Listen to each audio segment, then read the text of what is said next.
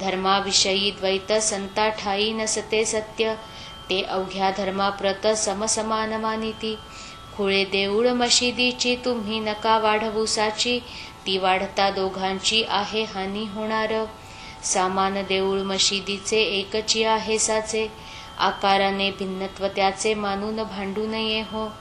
यवन तेवढा खुदाचा आणि हिंदू काय भूताचा, पोक्त विचार करा याचा मनुष्यपण टिकवावया. तरीच होईल कल्याण हिंदू आणि मुसलमान, हे एकाच देवापासून निर्माण असती जाहले. धर्म बापा ज्याचा त्यांनी प्रिय मनावा प्राणाहुनी, परी विधर्म्यांच्या ठिकाणी अलोट प्रेम धरावे. हे न झाले जोवरी सौख्य लांब तोवरी, जा मशीद होईल पुरी गजाननाच्या कृपेने. महताबशा निघून गेले पुन्हा न इकडे परत आले, या गोष्टीचे पाहिजे केले मनन हिंदू यवनांनी. पहा महताबशाला जरी ताडिते झाले साक्षात्कारी, परिद्वेष नव्हता अंतरी प्रेम अलोट होते हो. शहा लागी घेतल्या विना भोजनान गेला योगी राणा, हे मुद्दे मनी आणा या गोष्टीचे श्रोते हो. असो या बापूरावाची कांता एक होती साची, तिला भानामतीची बाधा होती विबुध हो. मळवट यावा घटकेत घटके माझी कंठीतात, घटके माझी वस्त्राप्रत अग्नी तो लागावा. बिब्याच्या पाठीवर फुल्या याव्या अपरंपार, कधी दांडीवरील चीर जळून जावे अकस्मात.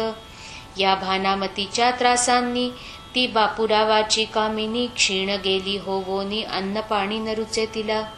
भानामती काढण्याला बापूरावे जाणत्याला, आणले बाहून अकोल्याला परी न झाला उपयोग.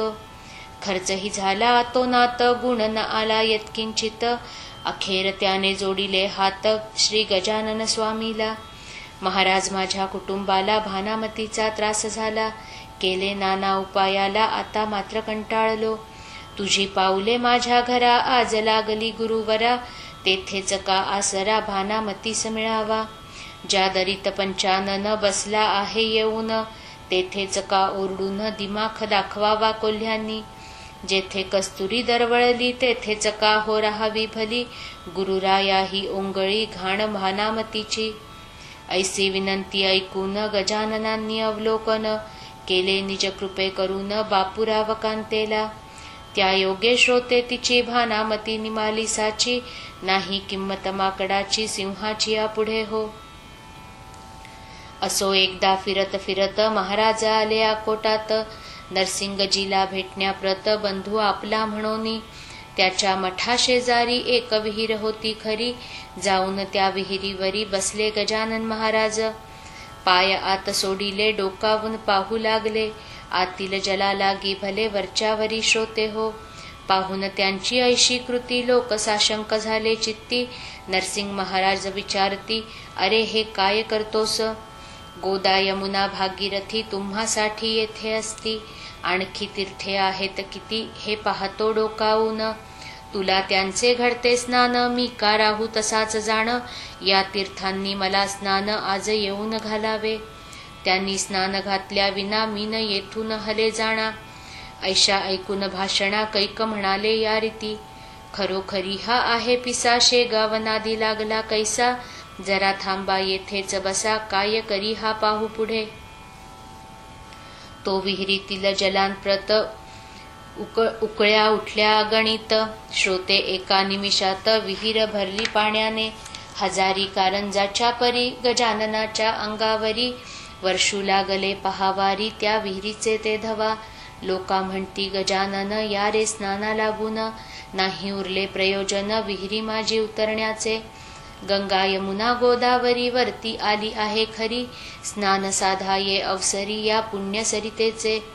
भाविकांनी केले स्नान, निंदकांनी खाली मान, घातली तो पाहून प्रकार त्या पाण्याचा. संत जे जे आणती मनी ते ते पूर्वी चक्रपाणी, त्यांच्या वाणी लागुनी असत्यता न दे परमात्मा. स्नान होता समर्थ उठले, पाणी पहिल्या परी झाले, विहिरीच्या त्या तळास गेले, उकळ्या बंद जाहल्या. नरसिंगजीसी भेटून निघून गेले दयाघन, शेगावासी बैसून मनोवेगाच्या वारूवरी. स्वस्ती श्रीदास गणू विरचित हा श्री गजानन विजय नामे ग्रंथ. तारक होवो भवाब्धीत भाविक भक्तां कारणे शुभं भवतु श्री हरिहरार्पणमस्तु इति श्री गजानन विजय ग्रंथस्य 17ोऽध्यायः समाप्तः।